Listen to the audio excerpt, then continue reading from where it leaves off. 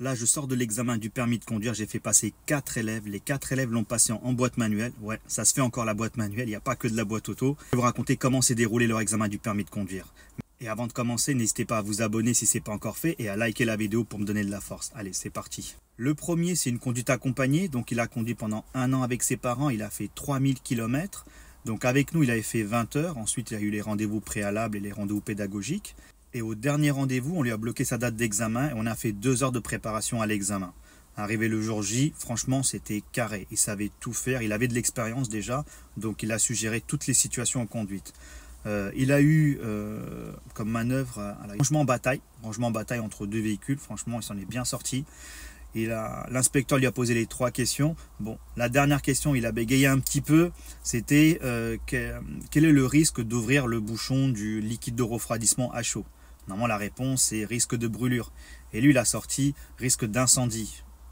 Le deuxième, il a fait à peu près 30 heures et c'était une formation traditionnelle. Donc, il a été formé que à l'auto-école. Pareil, lui, c'était pas trop mal. Dès qu'on est sorti du centre d'examen, il y a un feu pas très loin. Le feu passe à l'orange, il s'arrête, mais il dépasse le feu. Limite, on est un peu sur le passage piéton. Donc l'inspecteur le demande de reculer, comme il n'y avait personne derrière, donc on recule, on s'arrête bien au feu. Sinon, tout le reste, franchement, c'était pas mal, il a bien assuré. La manœuvre qu'il a eue, il a eu la marche arrière en ligne droite, franchement super simple. À un moment donné, il se rapprochait un peu du trottoir, donc l'inspecteur lui a dit faites attention à votre trajectoire, il s'est réajusté tout de suite, donc c'était carré. Il a bien répondu aux 3 questions, donc franchement, dans l'ensemble, c'était bien. Donc lui, je pense que c'est bon aussi.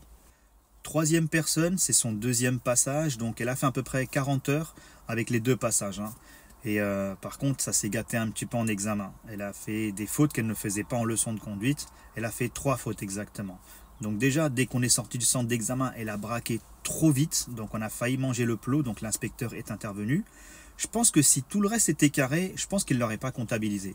Par contre, comme elle a enchaîné d'autres fautes derrière, donc ça passera pas. Pour moi, ça passera pas. Donc la deuxième faute, c'est lors du stationnement.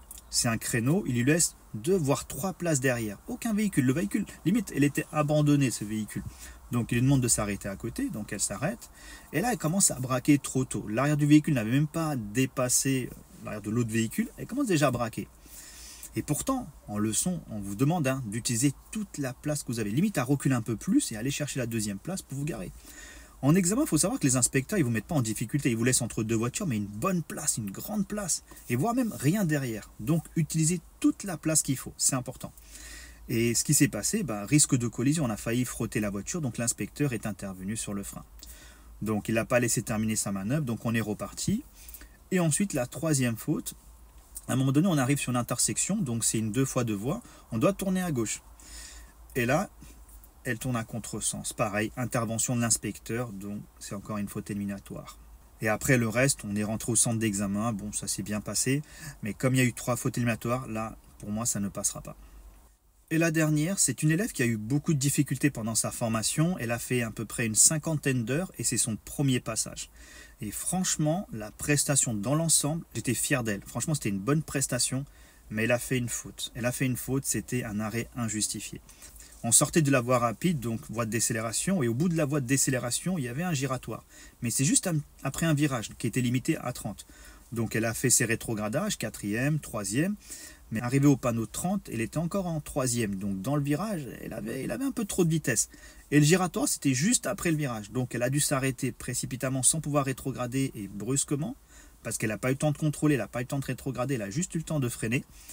Et malheureusement pour elle, il y avait un véhicule derrière. Donc l'inspecteur, je pense qu'il va qualifier ça comme un arrêt injustifié, entraînant un danger immédiat au risque de collision. Et il n'y avait personne dans le giratoire, donc l'arrêt n'était pas nécessaire. Donc voilà les amis pour le débriefing. Donc pour moi personnellement, donc ça reste que mon avis, mon appréciation. Donc je pense que ça va être du 1 sur 4 ou du 2 sur 4. Et s'il laisse passer la dernière sans compter l'arrêt injustifié, franchement je serais content pour elle. Voilà les amis, c'est terminé pour le débriefing. J'espère que ça vous a plu. N'hésitez pas à me dire en commentaire si vous aimez bien ce genre de format, ce débriefing. Ça peut vous servir aussi. Si ça vous plaît, je vais continuer à en faire d'autres.